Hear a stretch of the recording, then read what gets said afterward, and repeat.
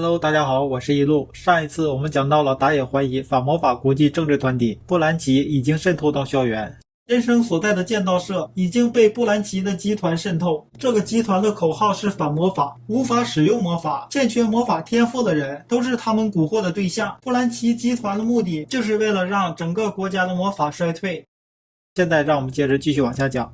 人生对打野之前让他沉默不语的问题已经有了答案，他要求校方对二科生平等待遇。当打野问他具体哪些待遇的时候，人生说全部的待遇。打野拿出教学来举例，一科生和二科生的区别是魔法指导，要校方提供平等待遇的话，是要求校方增加教师吗？除此之外，其他的全部都是平均分配的，包括社团的时间分配。对于一科生与二科生的歧视问题，校方是禁止的，只是学生内部依然存在像小孩子一样的幼稚行为。当打野被问到你对学校就没有什么不满吗？打野回答说当然不满了，但是学校作为一个教育机构并没有什么问题，而且自己也不会对学校抱有什么期待，只是希望自己拥有在魔法大学系统里面才能阅览的非公开文献的资格，以及魔法高校的毕业资格，别无他求。随后人生还是和其他二科生们一起策划组织了暴乱，放送室已经被二科生们占领，并且进行了全校广播，要求平等待遇。全部风纪委员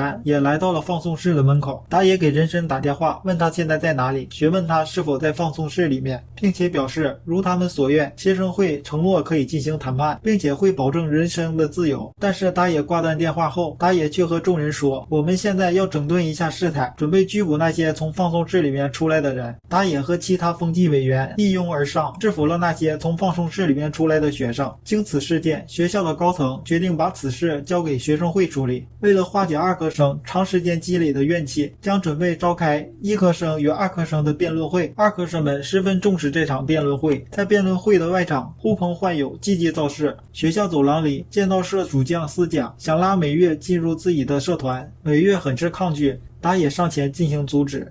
打野觉得思甲这个人很是奇怪，于是晚上打野便去找光头的师傅进行询问。原来思甲的哥哥思一是布兰奇日本分部的领导者，看来思甲就读于魔法一高，一切就是思一安排的。辩论会之前，布兰奇的成员已经悄悄地混进了会场，台上学生会会长七草独自和二科生们进行辩论着，而场内场外的不法分子已经开始行动了。布兰奇的人破窗投入了一个催泪弹，趁机想要混进去，但催泪弹一下子就被副会长服部利用空间魔法扔了出去，随后带着防护装备的武装人员破门而入，魔力瞬间做出了反应，施展了氮气扩充魔法，使武装人员的防毒面具里面充满了氮气，导致他们缺氧窒息而倒地。场内的布兰奇成员已经被风纪委员全部制服。为了让这场骚乱彻底的平息，打野和春雪主动请缨前往爆炸的实际楼，阻止犯罪分子。布兰奇这次的行动其实是瞄准了图书馆，袭击实际楼只是佯攻。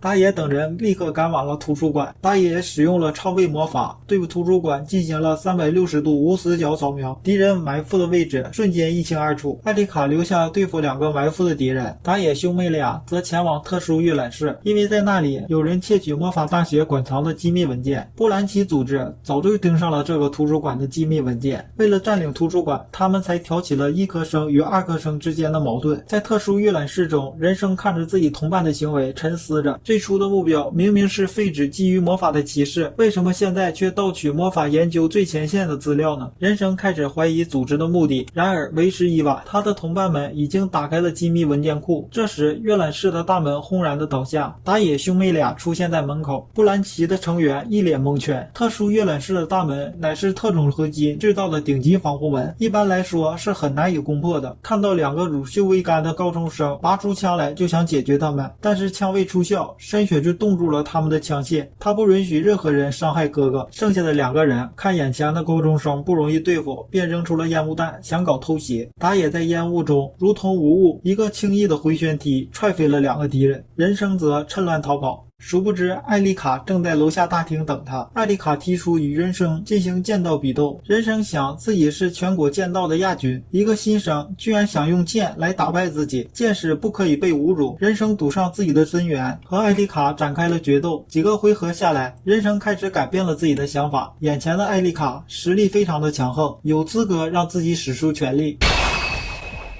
人生脱下了外套，拿起刀。人生看得出来，艾丽卡的招数和风纪委员魔力是一个路数，只是他不知道魔力是千叶家的门生，而艾丽卡则是千叶家的女儿。果不出意外，仅用一招便让人生的右手骨裂，瞬间丧失了战斗能力。但是人生也可以自以为傲，因为他让千叶家的女儿使出了真本事。教唆这场战斗的司甲也被抓住了，经过同学们的通力合作，很快的镇压了学校里面的骚乱。受伤的人生也得到了妥善的医治。他描述着与司甲认识的过程。1年多以前，司甲开始游说剑道部里面的成员，废止基于魔法的歧视，并且人生也被带往过布兰奇支部。司甲的哥哥司一是布兰奇在日本支部的代表。就在人生入学不久后，便遇到了二科生被歧视的事件。剑道部因为招新而引发的骚乱时，看到了魔力以超高的魔法剑技平息了此事。随后人生希望能够向魔力学姐进行讨教，但是却被冷漠的拒绝。这件事情让他心里产生了变化，所以他就听信了司甲的话。不过这时在场的魔力学姐立刻出来解释，实际的情况并不是这样的。魔法虽然比人生强，但是剑术完全无法和他相比，更加谈不上指导，所以才会婉拒和他进行指导切磋，并不是因为他是二科生才拒绝的。然而就是人生的妄自菲薄才曲解了魔力的意思。一场误会引发了骚乱，人生流下了泪水。随后打野表示，对于打扰自己和妹妹的平静校园生活，布兰奇一定要通通的处理掉。打野本来是打算一个人去解决的，但是自己的妹妹一定会跟着，所以就变成了2个人。当打野被问到他们的据点在哪里的时候，打野表示去问问知道的人就行了。躲藏在门口的辅导老师小野被打野发现了，原来这位童颜的老师是警视厅安排在校园里面的卧底。在小野老师的帮助下，打野获得了布兰奇的具体位置，是在郊外的一处工厂。社团联盟的头石文字主动请缨，身为食尸族的一份子，惩恶除奸是他们的责任。剑道部的同员也看不惯布兰奇对人生的行为，也一同前去。在前往基地的路上，打野做了安排，艾丽卡和雷欧守在外面，负责解决逃出来的家伙。石文字和同员迂回后门，从后门进入。打野和深雪从正面进攻。打野和深雪根本不把布兰奇放在眼里。打野使用超位魔法确认敌人的位置后，2个人大摇大摆地闯了进去。